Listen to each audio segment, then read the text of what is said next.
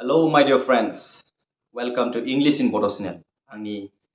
English in Bodo channelआव नोंसोरखौ गोसो गोरबोजों फरायनाय थाबाय। दिनै जों लागोन क्लास 10 नि इंलिश टेक्स्टनिफ्राय lesson number 2 Nelson Mandela long walk to freedom. माने नेल्सन मेन्डेलाया सोरमोन आरो बियो सोमावसारदोंमोन गावसिनि देशनि उदांस्रिनि थाखाय। लं वाक टू फ्रीडम। लं वाक माने गोलाव थाबायनाय होनदों। गोलाव थाबायनाय माने गोलाव सोमावसारनाय टू फ्रीडम उदांस्रिनि थाखाय। स' बियो सोरमोन इंट्रोडक्शन लालांग्रोनि जोङो बे लेसना मानि थाखाय। नेल्सन मेन्डेलाया जाहैबाय साउथ आफ्रिकानि। बियो सोमावसारनाय समाव जेलाव जोबजादोंमोन 30 बोसोर जेलाव जोबजादों। 30 बोसोर जेलाव जोबजानायनि उनाव इंराजफ्रा बिसोरनो उदांस्रि होबाय आरो बे उदांस्रि मोननायावनो फार्स्ट ब्लेक प्रेसिडेंट तारमाने व्हाइट प्रेसिडेंट गोजामोन सिगां साउथ आफ्रिकायाव। व्हाइट प्रेसिडेंट माने जेराव इंराजफ्रा गुफुर नालाय बेनिखायनो बिसोरखौ इंराजफ्रा साग्लोबनायखायनो व्हाइट प्रेसिडेंट होनो आरो ब्लेक प्रेसिडेंट जाय गावनि जायगानिनो नेल्सन मेन्डेलाया जाहैबाय साउथ आफ्रिकानि जाबाय नालाय आफ्रिकायावथ' गोसोम गोजाखा स' first black president of South Africa बेनो जाहैबाय नेल्सन मेन्डेला। बिनि सिगां बे जेलाव दंमोन। जेलाव बेसे खस्थ' जानांगौ। स' बियो जेलाव थानानैबो गाराखै सारेन्डार जायाखै जे आङो नांला फ्रीडमखौ होननानै बुङाखै। बे जेलाव थादों आरो जेलाव गावनि जिउखौबो बावनो राजि जादों। स' बे लेसनखौ नोंसोरनो मानि थाखाय होदों क्लास 10 नि लेखायाव होदों इंलिश लेखायाव। स' बेखौ सोरनिबा स्ट'रिखौ बेयाव लिरनानै जों जुदि जेबो नलेज मोनाबा बेवहाय स्ट'रिखौबो साफाया। थ' बिनिफ्राय जों मा सोलोंनो हायो। 30 बोसोर बियो जेलाव थानानैबाबो खस्थ' खालामथारनानैबाबो उदांस्रिखौ लाबोथारदों। स' जोङो गावबा गाव पार्सनेल इन्डिभिजुवेल उदांस्रिखौ लाबोनो थाखाय नोंसोर मा मावनांगोन खस्थ' खालामनांगोन। स' बियो जेरै 30 बोसोर खस्थ' खालामदों बेफोरबायदिनो नोंसोरखौबो स्टुडेन्ट लाइफआव एसे खस्थ' खालामनांगौ दा। नोंसोरो फरायनांगौ, मोजां गियान लानांगौ आरो नलेजखौ बारायनानै टेलेन्ट जानांगौ। स' नोंसिनि थाखाय फिउचाराव बियो सहाय हैगोन। बेखौनो बेनि थाखायनो बे लेसनखौ बेयाव होनाय जादों Nelson Mandela long walk to freedom. नोंसोरबो गोलाव सम ध्यान लानानै एसे फार्स्टआव खस्थ' जाखायो होननानै फोरमायनाय जादों बियो। स' नोंसोरो स्टुडेन्ट लाइफआवबो नोंसोरो फरायनायखौ गारालासिनो फरायनायखौ गोसो होनानै खस्थ' खालामनानै बे 10-20 बोसोरखौ 25 बोसोरखौ स' मोनसे साक्सेसफुल जानोबा ग्रेजुवेट मास्टार डिग्री लानोबा नोंनो 30 बोसोरसेया मिनिमाम स' 30 बोसोरसेया स्टुडेन्ट लाइफआव एप्रक्सिमेटलि साक्सेसफुल जानो 30 बोसोर नोंसोरो खस्थ' खालामनांगोन। मिनिमाम नोंसोरो 24-25 बोसोरखौ नोंसोरो खस्थ' खालामखानांगोन। बेनिखायनो बे लेसनखौ नोंसोरनो इन्सपायार खालामनो स्टुडेन्ट लाइफखौ नोंसोरखौ साक्सेसफुल जाहोनो थाखाय बेबायदि लेसनखौ नोंसोरनो होनाय जादों। स' जोङो लेसनखौ आराम्भ खालामलांदोनि माब्रै जालांदों नेल्सन मेन्डेलानि लं वाक टू फ्रीडमा। जों फारि फारि फरायनानै बुजिलांनि। Nelson Mandela long walk to freedom. Nelson Rolihlahla Mandela.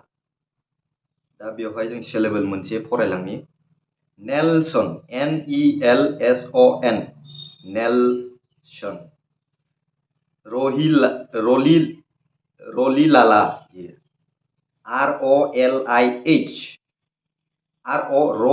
ROLIH ली LAH ला ओमफ्राय LA ला। तारमाने बेवहाय बेखौ बोखावनाय जादों सिलेबल होनो सोदोबनि बोखावनायखौ जोंथ' साउन्ड मोनसे फैयो RO LIH Lee LAH La LA La Roli Lala Mandela. Before you read फरायनायनि सिगां नोंसोरखौ मोननैसो पइन्ट होदों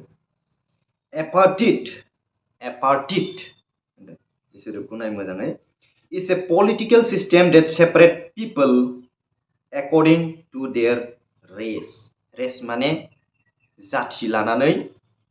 बोखावनाय सिस्टेम पलिटिकल सिस्टेमाव तारमाने एसटी ओबीसी जेनेरेल बेफोरबायदि थायो स' बेबायदिनो बिसिनियावबो एपार्टेड रेसजों जाथिखौ लानानै बोखावनाय मोनसे नियम दं होनदों Can you say which of the three countries named below had such a political system until very recently? बे साननैसोनि सिगांसिम बबे देशआव बे एपार्टेड होननाय नियमा फल' जादोंमोन स' बेयाव होदों United state of America south Africa आरो अस्ट्रेलिया बे अबियसलि बियो सेकेन्ड नाम्बारा जागोन साउथ आफ्रिका एपार्टेड बे नियमा 1994 आव बे बोसोराव बिसोर स्वाधीन मोनदों नालाय 1994 आवसो सोमावसारखांनायनि उनाव बिसोरो स्वाधीन मोनदों उदांस्रि जादों फ्रीडम मोनदों सेकेन्ड पइन्टआव have you heard of Nelson Mandela नों नेल्सन मेंडेलानि सोमोन्दै खोनाफेरदोंना Mandela and his African National Congress spent a life fighting against apartheid एपार्टेडखौ लानानै बिसोरो सोमावसारदोंमोन बा बिसोरो नांलायदोंमोन सोरजों नांलायदोंमोन बिसोरथ' आफ्रिकानिखा स' आफ्रिकायावनो आफ्रिकाजों सोर नांलायगोन दा बेवहाय सोरबा गादबग्रा सोरबा दं बेखौनो आफ्रिकान नेशनल कंग्रेस बिसिनि पलिटिकल पार्टिया Mandela had to spend 3 years in prison 3 नङा sorry 30 years in prison 30 years 30 बोसोर जेलाव थानाया गोरलै नङा आरो मा जाबावदों Finally democratic election were held in South Africa in 1994 आव डेमोक्रेटिक माने फ्री इलेक्शन रायजो राजाफ्रा भट होनो मोनदों बे समावसो and Mandela became the first black president of a new nation माने गोदान देश बे गोदान देशनि फर्स्ट ब्लैक प्रेसिडेंट साउथ आफ्रिकाथ' गोसोमखा नालाय स' नेल्सन मेंडेलाबो गोसोममोन स' बेनिखायनो बुंदों फर्स्ट ब्लैक प्रेसिडेंट बिनि सिगां बेलेगासो दस्रायासो व्हाइटफ्रासो गादबनानै बिसोरखौ दोनदोंमोन आरो इलेक्शन फ्रीलि गेलेनो होआखैमोन रायजो राजाखौ भट होनो होआखैमोन बे समाव 1994 आवसो बयबो साउथ आफ्रिकानि गुतै मानसिफ्रानो भट अधिकार मोनदों In this extract from his autobiography Long Walk to Freedom Mandela speaks about a historic occasion the inauguration माने स्टार्ट आरम्भ खालामनाय ओपनिं खालामनाय नेशन्सखौ बिसोरो ओपनिं खालामजेनदों आरो रायजोआ स' बिनि सोमोन्दै लिरदों बिनि लेखानिफ्राय लं वाक टु फ्रीडम लेखा लिरना गालांदों बियो स' बिनि अट'बायोग्राफि होनो मा एक्सट्रेक्टेड फ्रम हिज अट'बायोग्राफि तारमाने एक्सट्रेक्ट माने दिहुननाय माखासे इम्पर्टेन्ट पइन्ट्सफोरखौ दिहुननानै बेवहाय लेखायाव साफायदों आरोखि स' बुंनो थाङोबा नेल्सन रलि लाला मेंडेलानि लेखानिफ्राय बेखौ सायख' बेयाव साफायनाय जादों लेखायाव जों नायलांदिनि Can you guess what the occasion might be बे ओपनिं इनॉग्रेशनआ मानि नों सानखांना नायलाय होननानै बुंदों Check your guess with this news item from the BBC of 10th May 1994 Can you check your guess माने नोंखौ चेक खालामनो थिनदों नोंखौ माने बिजिरनो थिनदों मानिफ्राय बिजिरनो थिनदों from the news BBC निफ्राय BBC न्यूज माने यो फरेननि ब्रडकास्ट ब्रिटिश ब्रडकास्ट बिनि फुल फर्मा स' बे न्यूजआव 10th May 10 मेआव 1994 नियाव बे निउसआ दङ स' नोंसोरखौ चेक खालामनो इउटिउबफ्रावबो थानो हागौ बिसोर बेखौ नोंसोर नायनानै ला बिनिफ्राय नोङो मिन्थिगोन जे इन'ग्रेशना माखौ इन'ग्रेशन खालामदों माखौ ओपनिं खालामदों थारमाने मोनसे फुटबल स्टेडियामखौ ना अबेबा मोनसे गोदान बिल्डिं ना पार्लियामेन्टारि बिल्डिं माने गोदान लुजेनबा ओपनिं खालामो बेखौ होनो इन'ग्रेशन दा बेवहायथ' जों obviously जों मिन्थिखायो निउ नेशननि इन'ग्रेशन खालामदों निउ नेशन माने गोदान देश दाजेननाय बेखौ ओपनिं खालामदों स' जों नायलांदिनि Mandela becomes South Africa's first black president of South Africa. That is Mandela, Nelson Rolihlahla Mandela. Nelson Mandela has become South Africa's first black president after more than 3 centuries of white rules. 3 centuries माने 100 मोनथाम so 300 years whitesफ्रा rule खालामदों जों whitesनि सोमोन्दै आं खोन्थालांखाबाय whitesफ्रा थारमाने बिसोरखौ 300 बोसोर rules खालामनायनि उनावसो बियो फार्स्ट ब्लेक प्रेसिडेन्ट साउथ आफ्रिकानि मानसियानो प्रेसिडेन्ट जानो मोनदों बा साउथ आफ्रिकानि मानसिफ्रा भटार अधिकार मोनदों मिस्टार मेन्डेलास African National Congress ANC African National Congress बिनि सर्ट फर्मा ANC बियो जाहैबाय बिसिनि मेन्डेलानि पलिटिकल पार्टी जेरै भारतआव दं AGP BJP कंग्रेस बेफोरखौथ' नोंसोर मिथिखायो सोर लिडार्सफ्रा स' बेफोरबायदि पार्टी बिसिनावबो दंमोन स' आफ्रिकानि मानसिफ्रा बेखौ सालायदोंमोन party owned 252 of the 400 seats in the first democratic election of South Africa's history माने बिसिनि हिस्ट्रियाव बिसिनि जारिमिनाव थारमाने 252 ता सीट देरहादों थारमाने पार्लियामेन्टआव बिसिनाव 400 ता सीट थायोमोन 400 ता सीटआव 252 ता 252 252 ता सीट बिसोर देरहादों थारमाने आधानिख्रुइ बारा बेनिखायनो बिसोरो रुल खालामनो हादों आरो मोनसे पलिटिकल पार्टीयाव भटिंआव देरहानोब्ला मेजरिटी विन्स होनाय दं स' जायना बांसिन जायो बिसोर देरहायो आरो बिसोरसो रुल खालामो स' the same the inauguration ceremony took place in the Union Building amphitheater in Pretoria today बे inauguration ceremony बहा जादों होनदों Union Buildings आव amphitheater माने a building without a roof with many rows of seats rising in steps typically of ancient Greece and Rome माने grease आरो रोम बेफोर जायगायाव गोदो बिदि स्टेडियाम दंमोन गोजौआव थिं गैया नाथाय वालफोर थागोन सीटफोर थागोन फज'नाय बेयाव ओपन स्टेडियामफोर बायदि स' अलमोस्ट स्टेडियामफोर बायदियानो स' बेवहाय बिसोरो इनॉग्रेशन सेरेमनिखौ फाथिदों आरो attended by politicians and dignitaries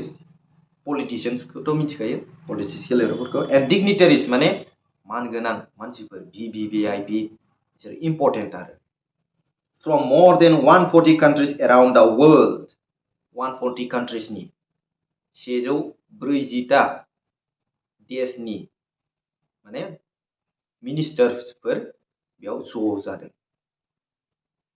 Never again will this beautiful land experience the oppression of one by another, said Nelson Mandela in his address. Never, माब्लाबाबो आरोबाव oppress खालामजानाय नंला. oppress माने नारसिन जाला जोङो. बेखौ अनुभव खालामनो मोननाय नंला जोङो दिनैनिफ्राय होनदों. होनजेनहांबाय रायलायजेनहांबाय आरो बेजों आराम्भ खालामबाय बियो इन हिज एड्रेसआव बुंनो एड्रेस माने बेवहाय एड्रेस माने नोंनि गामिनि नाम जायगानि पोस्ट अफिसनि नाम पिन नाम्बार बेखौ होनाखै एड्रेस खालामनाय माने गावनि फिलिंसखौ देशनि थाखाय दा देशनि सोमोन्दैसो रायलायगोन नालाय देशखौ माबायदि फोरमायलांनांगौ बेखौ होनो address. Jubilant scenes on the streets of Pretoria followed the ceremony with blacks, whites, and colored celebrating together. Jubilant scene माने ओरैबायदि रंजादों ब्लेक बा व्हाइट बयबो बेदिनखालि ज' जाजोब्बाय एकगुट जाबाय साननाया मोनसे जादों आरो बिसोरो बयबो लामा लामा फुर्ति खालामदों माने रंजा बाजा खालामदों मोसादों मुसुरदों रायलायदों थाबायदों जादों बेफोरबायदि स' बेबायदि जादों लामाखौ. More than 1 lakh South African men, women and children of all races sang and danced with joy. More than 1 lakh. माने 1 लाखनिख्रुइबो बुरजासिन मानसिफोर हिन्जावफोर गथ' गथायफोर गासिबो जाथिनि खनदों मोसादों होनदों. एक्टिभिटी याव होदों. In column A are some expressions. Expression माने नोंनि मोखांजों मा एक्सप्रेस खालामो आरो ना बा दुखु बायदि फोरमायनाय आरो फुर्ति बा फुर्ति बायदि फोरमायनाय स' जों मोखाङाव नायनानै सिनायो सोर फुर्ति सोर दुखु स' बेखौनो expression. Are some expression you will find in the text. टेक्स्टआव मोनगोन. Make a guess. Guess माने सानखांनो थिनदों. And match each expression with an appropriate meaning from column B. माने column B आव meaning होदों बेखौ match खालामनांगौ बबे सोदोबा बबेजों मिलायगोन. A number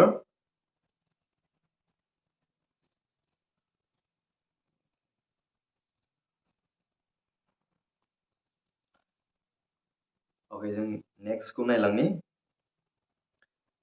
10th May dawned bright and clear. 10th May तारमाने 10 तारिख मेनि 10 तारिख खालि 10th May dawned माने फुङाव bright and clear स्रां स्रां पुरा clear एदिनखालि. For the past few days I had been pleasantly beside by dignitaries and world leaders who were coming to pay their respect before the inauguration. Inaugurationनि सिगां बेखौ world leaderफ्रा जाय बेखौ देरहानायनि लोगो लोगो थांनानै लोगो हमहैदों साबायखर हैदों गोजोननाय हैदों कंग्रेचुलेट खालामहैदों स' बियो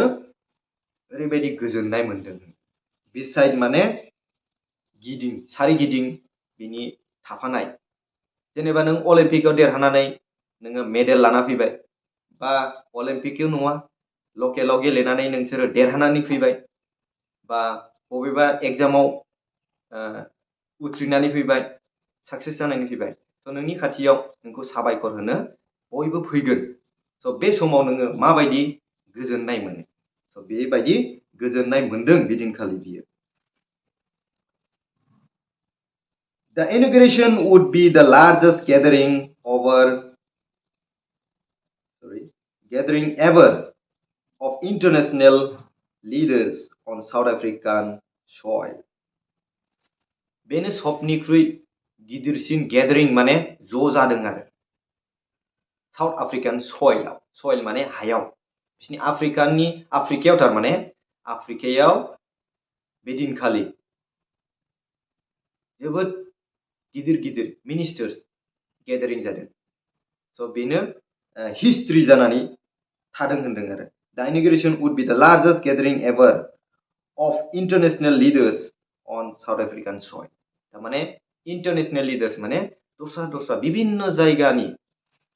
जायगाथ' नङा जायगायानो थेवबो international अकल देशखौ बेवहाय फोरमायनाय जादों. international माने जेरै इन्डिया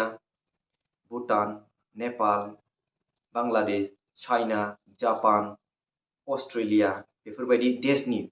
बयबो ज' जादों आफ्रिकायाव. The ceremonies took place in the lovely sandstone amphitheater formed by the Union Building in Pretoria. So बियो बबेहाय जादों? Lovely sandstone Sandstone माने sand मानेथ' बाला अन्थाइ बेफोरबायदि जोंखोल माखोल एम्फिथियेटार माने मोनसे स्टेडियाम जाय गोजौआव उखुम थाया आरो जोबोद गुवार एरिया बेवहाय सिट्स एरेन्ज खालामना थानाय जागोन बयबो राउन्ड जिरायगोन आरो इन प्रिटरिया मोनसे जायगा प्रिटरियायाव for decades माने 10 years खौ 1 decade होनो decades माने बुरजा 10 बोसोरनिबो बांसिन थारमाने 10 ना so 10 30 नालाय so बेखौ decades होनबाय आरो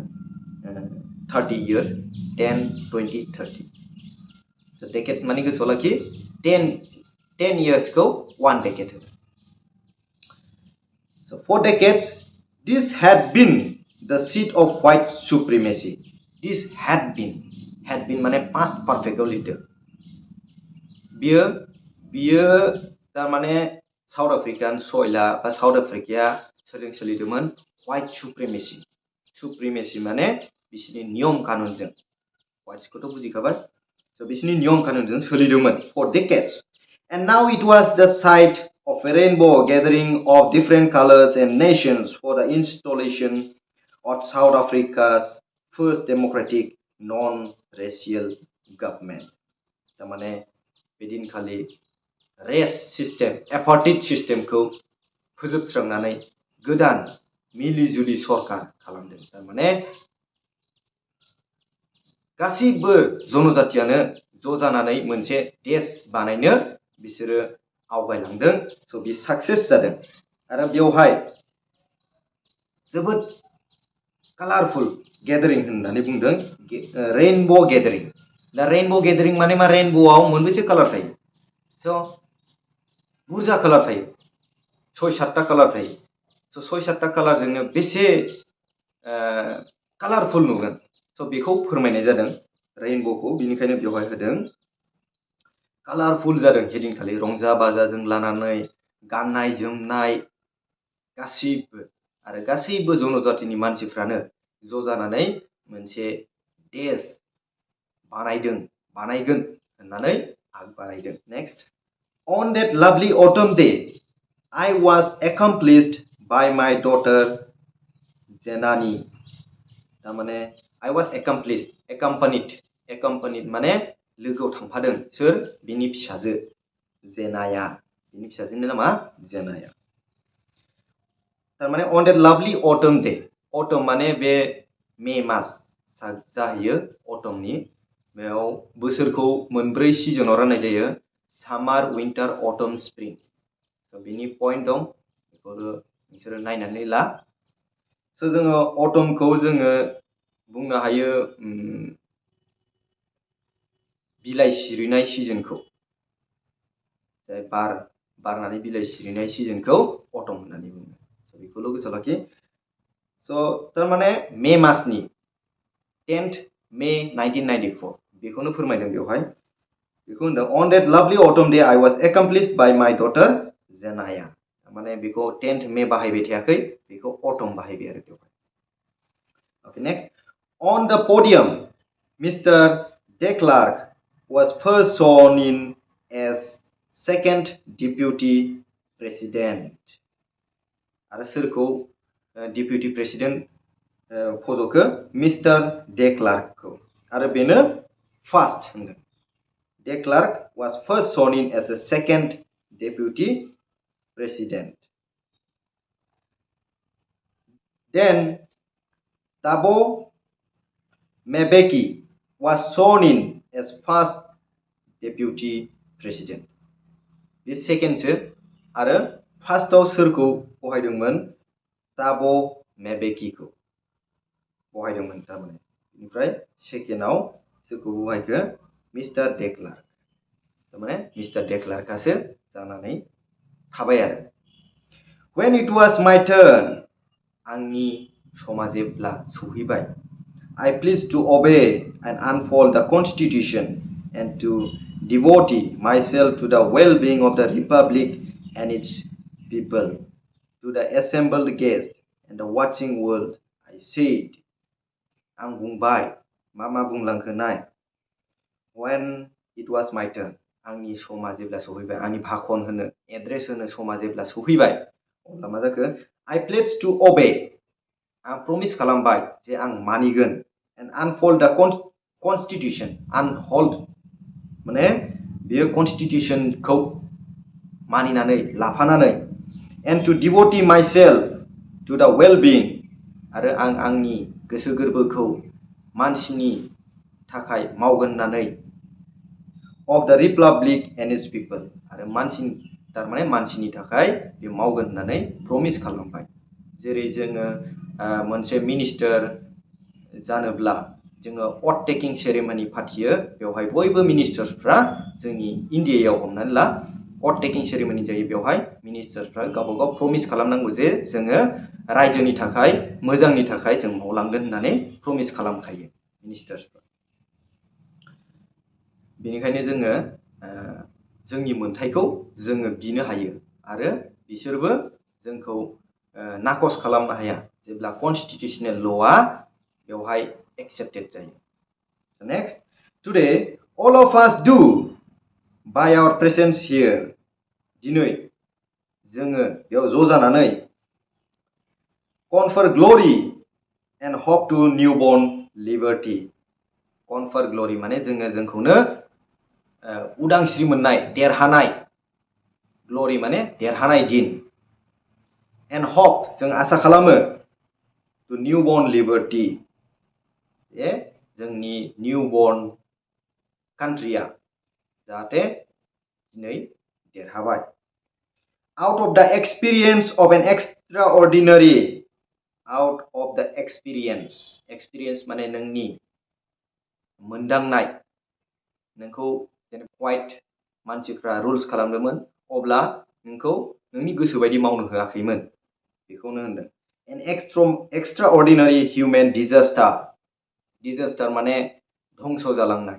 so human disaster मानसिफ्रा उल्टा पुल्टा गोसोआव साननो हमबाय गासिबो धंस जालांनो हमदों that last too long जोबोद गोबाव लास्टिं जादों तारमाने lasted too long must be born a society of which all humanity will be proud आरो बेवहाय एफा गोबाव सोमावसारनायनि उनावबो जोंनि ससाइटिया जोङो गावखौनो गोग्गा खालामना लानांसिगौ होननानै बुंदों we who were outlaw not so long ago who were outlaw जों outlaw खालामजानाय ल'जों माने सोलिहोयो नोंखौ अप्रेस खालामनाय नारसिननाय बे बारा गोबाव जायाखै होनदों have today been given the rare privilege to be host to the nations of the world on our own soil माने जोङो जोंनि देशआवनो जोङो गावखौनो उदांस्रि मोननायखौ जों फोरमायलांनांसिगौ होनदों जों जोंनि हायावनो थानानै जों गावनि देशखौ गिदिर खालामलांनाय डेभेलप खालामलांनाया जोंनि कर्तब्य होननानै बुंदों We thank all of our distinguished international guests जोङो international guest माने जायगा दाब जायगानिफ्राय फैनाय मिनिस्टारफोरखौ इन्टारनेशनेल मिनिस्टार दस्रा देशनि फैनायखौ जोङो गोजोननाय बावबाय होननानै बुंदों for having come to take possession with the people of our country जोंनि देशआव गासैबो मिनिस्टारफ्रा जोंनि मानसिजों गसंफाफैनायनि थाखाय बेनिखायनो जोङो बिसोरखौ गोजोननाय होबाय of what is after all a common victory for justice for peace and human dignity आरो बियो जेबो देरहानाय नङा बियो जाबाय गोजोननाय देरहानाय मानसिनि मोनथाय देरहानाय आरो मानसिनि गासिबो मान सन्मानखौ देरहानायसो बियो होननानै बुंदों रावखौबो बुथारनाय सुथारनाय बेफोरबायदि देरहानाय नङा होननानै बुंदों so next we have at least achieved our political emancipation माने freedom from restriction माने बाधा माने freedom बाधानिफ्राय उदांस्रि मोननाय होनदों so जोङो पलिटिकल ग्राउन्डआवबो जोङो फ्रिडम मोनबाय उदांस्रि मोनबाय होननानै बुंदों We pledge ourselves to liberty all our people from the continuing boundaries of poverty deprivation suffering gender and other discrimination so जोङो गावखौनो जों प्रमिस खालामो जे जोङो बे जोंनि दरिद्रता आरो जोंनि एना एनिखौ गासिबखौबो थारमाने मोजाङाव लाबोनांगौ जोंनो नायनांसिगोन होननानै बुंदों जेरै प्रभार्टी माने दुखिया दरिद्र आरो डिप्राइभेसन एना एनि साफारिं माने भुगिनांनाय आरो जेन्डार मेल एन्ड फिमेल ओरै नियम नितिया गिदिर उन्दै दोननाय एन्ड आदार डिसक्रिमिनेसन आरो बायदि बायदि बेफोरबायदिनिफ्राय जोङो उदांस्रि लाबोनांगौ गासिबनिफ्रायबो होननानै बुंबाय next never never and never again shall it be that this beautiful land will again experience the oppression of one by another so जोंनि बे never never again माब्लाबाबो आरो बेबायदि जोङो भुगिनांनायखौ जोङो नारसिनजानायखौ जाहाथे जोङो मोनफिननांनाय नंला जोंनि बे गोजोन समायना जोंनि देशाव होननानै बुंदों The sun shall never set on so glorious a human achievement माने जोंनि मोनथायखौ मोनफुंनायखौ होनो achievement so जोङो सानाबो माब्लाबाबो जोंनि मानसिनि जाफुंसारनायाव साना माब्लाबाबो खोमसि जानानै थांनाय नङा होनदों The sun shall never set माने हाबलांनाय नङा होनदों बेलासियानो फैनाय नङा होनदों Let freedom reign जोंनि उदांस्रिया थांनानै थाथों God bless Africa जाहाथे इसोरा जोंनि देशखौ मोजाङै मोजां बोर सारस्रिबाय थाथों होननानै बुंबाय स' बिनि स्पिचआ बेवहायनो जोब्बाय स' जोङो बेखौ सेकेन्ड पार्टआव लालांसै बाखि जि थादों Hope you enjoyed our video. See you again in the next part. Thank you for watching. Bye.